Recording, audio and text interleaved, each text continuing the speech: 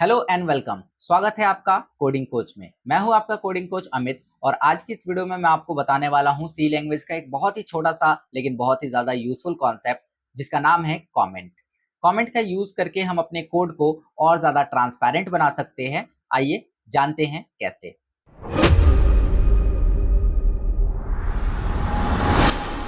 Video में आगे बढ़ने से पहले आपसे एक छोटी सी रिक्वेस्ट है कि अगर आपने अभी तक इस चैनल को सब्सक्राइब नहीं किया है तो प्लीज चैनल को सब्सक्राइब कर लीजिएगा और अगर वीडियो पसंद आए तो वीडियो को लाइक भी कर दीजिएगा। बढ़ते हैं आगे। आज की इस वीडियो में मैं आपको बताने वाला हूं कमेंट के बारे में। एक्चुअली जब हम कोडिंग करते हैं तो उस समय हमें कुछ ऐसी बातें लिखनी होती है अपने कोड में जिसको पढ़ने के बाद में हमें समझ में आए कि एक्चुअली हमने ये कोड क्यों लिखा है। तो ऐसे लाइंस को हम डायरेक्टली कोड में अगर लिख देंगे तो कंपाइलर उसे एरर दिखाएगा। तो इसके लिए हम एक टर्म यूज करते हैं विच इज कमेंट। कमेंट दो तरह के होते हैं, एक होता है सिंगल लाइन कमेंट और एक होता है double line comment, multiple line comment. तो सिंगल लाइन कमेंट होता है एक और एक होता है मल्टी लाइन या मल्टीपल लाइन कमेंट। ठीक है, तो दो तरह के कमेंट्स होते हैं। एक सिंगल लाइन कमेंट जिसको हम किससे करते हैं, वेट अ मिनट मैं आपको बताता हूं। इसको करने के लिए हम दो बार स्लैश का इस्तेमाल करते हैं और एक होता है मल्टी लाइन कमेंट जिसको करने के लिए हम यूज करते हैं एक तरीका which is slash star. And जहां तक आपको ये कमेंट करना होता है उसके बाद में आपको लगाना होता है स्टार स्लैश। तो इस तरह से आप मल्टी लाइन कमेंट कर सकते हैं। अच्छा, कमेंट का फायदा क्या है? कई बार क्या होता है कि हम लोग प्रोग्राम में बहुत सारा कोड कर रखे होते हैं, बहुत सारी कोडिंग्स हमने लिखी होती है एंड उसी में हमें एक छोटे से ब्लॉक को टेस्ट करना होता है। तो जब भी कोडिंग होती है तो कंपाइलर तो सारे कोड को पढ़ेगा एंड आप ऐसा भी नहीं कर सकते कि अपने कोड में से उस लाइंस को हटा दो, डिलीट कर दो, क्योंकि लिखने में बहुत टाइम जाता है। तो हम उसको मल्टी लाइन कमेंट में क्या करते हैं, बंद कर देते हैं। जैसे मैं आपको करके दिखाता हूँ। सबसे पहले आपको क्या करना है, टर्बो पे जाना है, टर्बो ओपन कर लेना है एंड टर्बो ओपन करने के बाद में आपको याद हो मैंने लास्ट क्लास में एक लाइन को कमेंट बनाया था, यानी एक लाइन को मैंने दो बार स्लैश लगा दिया था जिससे क्या हुआ था कि वो लाइन रन नहीं हुआ। ठीक है, अब मान लो कि यहाँ पर ये जो प्रोग्राम है ये आपने लास्ट क्लास में बनाया है, राइट। अब मैं चाहता हूं कि ये प्रिंटफ वाला जो लाइन है ना, ये इंटर फर्स्ट नंबर वाला, ये काम ही ना करे। तो हम इसके आगे दो बार इन्वर्ट स्लैश लगा देंगे। इससे क्या होगा कि ये बन गया कमेंट। अब ये काम नहीं करेगा। या फिर आप यहां पर अगर ऐसे दिखाना चाहते हो कि दो बार हमने स्लैश लगाया और लिखा कि गेट नंबर हेयर, तो हमने ऐसा लिखा कि यहां पर हम क्या करेंगे, नंबर पाएंगे। ठीक है, तो गेट नंबर्स हेयर। उसके बाद हम यहां पर एक कमेंट लगा सकते हैं, चाहे तो दो बार स्लैश लगाएंगे एंड लिखेंगे डिस्प्ले द रिजल्ट। ठीक है, डिस्प्ले द रिजल्ट। अब देखो क्या हो रहा है, एक्चुअली यहाँ पे हो क्या रहा है वो मैं आपको समझा दे रहा हूँ। ये जो लाइन है ये कंपाइलर इसे इग्नोर कर देगा। क्यों इग्नोर कर देगा? क्योंकि ये कोड का लाइन नहीं है, ये एक कमेंट है और कमेंट को कंपाइलर इग्नोर करता है, कोई भी एरर नहीं आएगा। अगर मैं आपसे कहूं कि इन दोनों लाइन को हटा दो, ऐसे लिख दो गेट अ नंबर हियर और फिर कंपाइल करके देख लो, कंपाइल करने पे आपको दो एरर्स मिल रहे हैं जो कि इसी के बारे में है कि ये जो गेट ऑफ नंबर हियर लिखा है, गेट नंबर्स हियर, वो है ही नहीं। कह रहा है ना कि गेट तो सिंबल डिफाइन ही नहीं है, स्टेटमेंट मिसिंग है, सेमीकोलन, दो तरह के एरर आ रहे हैं। तो इससे बचने के लिए हम इसे क्या कर देंगे, इसके आगे दो लाइंस लगा देंगे। अब जरा कंपाइल करके देखो तो there is no any error. मतलब ये कि कमेंट बना देने के बाद कोई लाइन कंपाइलर पढ़ता ही नहीं है, मतलब उस लाइन को कंपाइलर इग्नोर कर देता है। उसको पता है कि हाँ ये वाली लाइन जो है वो कमेंट है एंड इसको नहीं पढ़ना है। बहुत इंपॉर्टेंट होता है ये कमेंट। अब जैसे मान लो कि आपको कुछ नई कोडिंग्स करनी है एंड वो नई कोडिंग्स आप ऐसे करना चाहते हो कि नीचे करोगे लेकिन आपको ऊपर का कोड भी नहीं हटाना है। आप चाहते हो कि नहीं, ऊपर का कोड बचा रहे ताकि हम बाद में उसको यूज कर सके।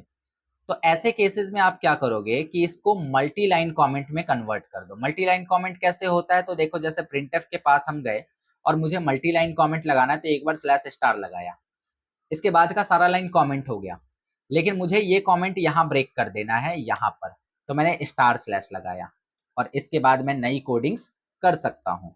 नई कोडिंग जैसे मैंने लिखा प्रिंटफ कलर भी चेंज हो रहा है, आपको पता चल रहा है ना। Print F inter dividend, inter dividend, बस मैंने ये लिखा कि डिविडेंड डालो, ठीक है। उसके बाद अब कोई डालेगा dividend, wait a minute, semicolon लगा दें।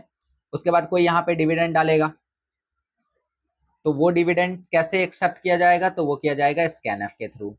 अब स्कैनएफ के थ्रू हम यूज कर रहे हैं तो परसेंटाइल डी लगाया, उसके बाद में हमने रेफरेंस किया एंड रेफरेंस टू किस में भेज दिया, num1 में भेज देते हैं या num2 में भेज दो या डी में भेज दो, चलो कोई दिक्कत नहीं है।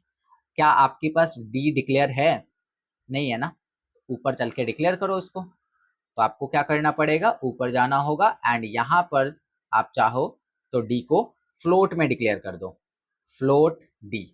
अच्छा, आपने अगर फ्लोट में डी को डिक्लेयर किया है तो आप यहाँ परसेंटाइल डी का इस्तेमाल नहीं कर सकते हैं, आपको यहाँ पर यूज करना होगा परसेंटाइल एफ का, ठीक है। उसके बाद अब मैं कर रहा हूं यहाँ पर प्रिंट एफ, अगेन दोबारा से मैं बता रहा हूं, इंटर डिविडेंट हो गया डिविजर,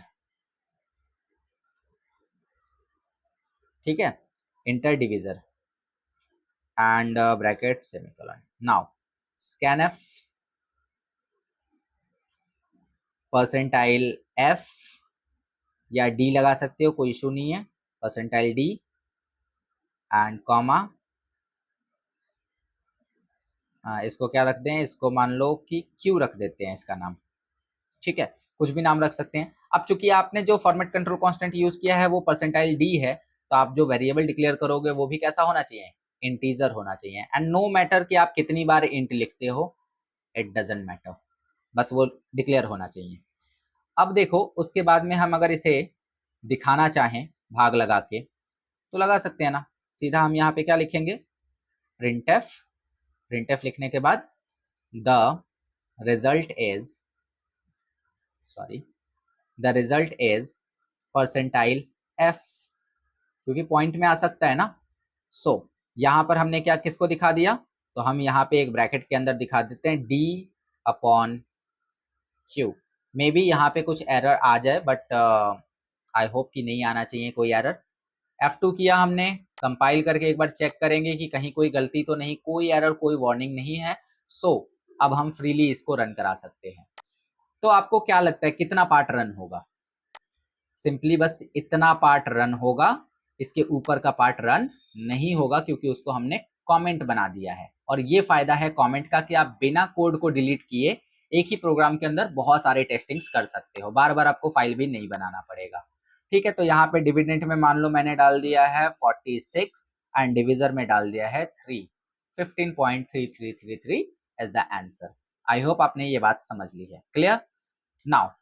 तो इस तरह से आज मैंने आपको बताया कि आप सिंगल लाइन कमेंट कैसे कर सकते हैं एंड आप मल्टी लाइन कमेंट कैसे कर सकते हैं, एंड सबसे इंपॉर्टेंट कमेंट का यूज क्या होता है, क्यों आखिर हम अपने प्रोग्राम में कमेंट का इस्तेमाल करते हैं, उसका रीजन आज आपको मिला होगा कि हमने बिना किसी भी लाइन ऑफ कोड को डिलीट किए अपना अगला प्रोग्राम रन करा लिया एंड बाद में अगर जब मुझे मन करेगा ऊपर वाली लाइन ऑफ कोड को इस्तेमाल करने का, मैं उसको कमेंट हटा दूंगा, क्लियर।